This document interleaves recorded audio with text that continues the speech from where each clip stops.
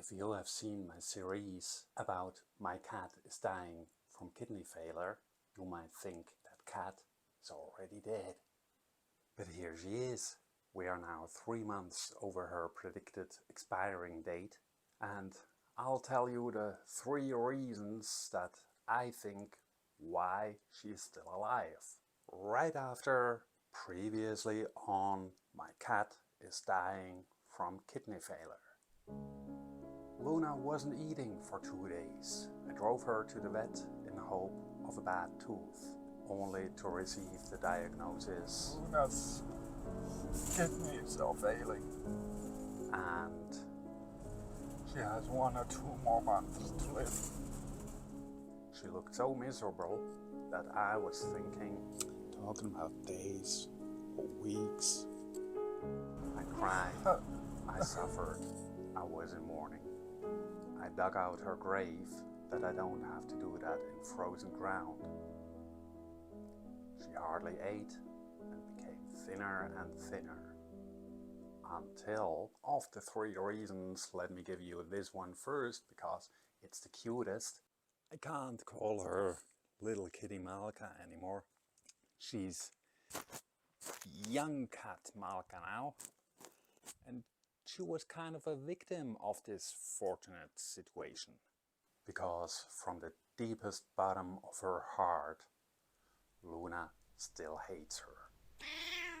That's why Malka had to stay outside all winter long.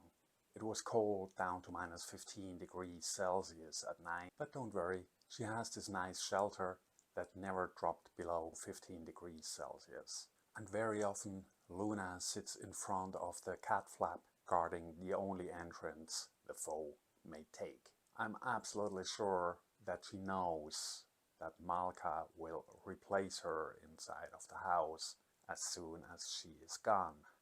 So Luna will do whatever it takes to prevent this from happening as long as she's here. She has a good reason to live. Then I think it's also the food I'm giving her. I feed her pure meat now with tiny bit of organs mixed in. I barfed her since we are together, and she transformed from a total wreck to a beautiful cuddly cat. I stopped counting the rabbits that I'm deboning for her, and she's back to a healthy appetite. And the moment of this dramatic change, I described it in a previous video as her mirroring me when I became calmer with the whole situation. But in the meantime, I remembered something that I have learned from my animals during my Zen studies. They react to your decisions. Actually, the whole universe reacts to your decisions, but that's too much for this video. I decided to accept the fact that she has to go. I decided to stop suffering and to focus on having a good time and making her comfortable. She immediately picked up on that. She started eating more and more, even gaining some weight. She became more active, regaining strength. She goes outside if the weather allows it.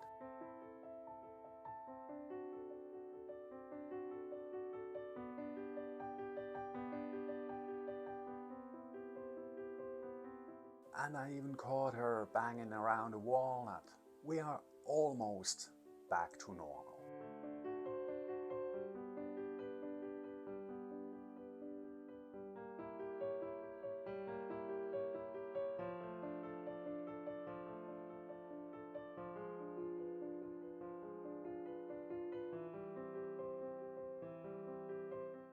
Only her need for heat remained. So every morning she sits on the residual heat of the wood stove and demands a new fire. An important note, positive thinking can be powerful, but it's not healing. Go see a vet if your pet is not okay.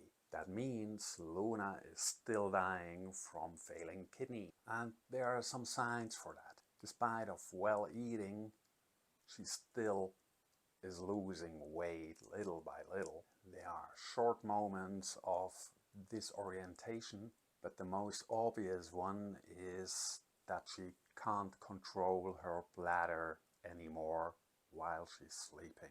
This happened the first time about 3 weeks ago on the kitchen table, and I immediately got me these diaper pads, which she hates even stepping on.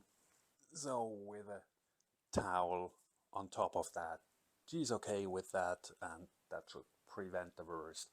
2 weeks ago, it happened again, this time on my bed, on my duvet, on me, on the bedding, on the mattress protector. There it stopped. Phew. I did loads of laundry, and the next night it happened again. After even more laundry, I locked her out of my bedroom the first time in our lives. For 3 nights, and up to now, we stayed dry. So yes, Luna is dying, but we're enjoying it. I am her company down this path, at the end of which the rainbow begins and a farewell is whispered.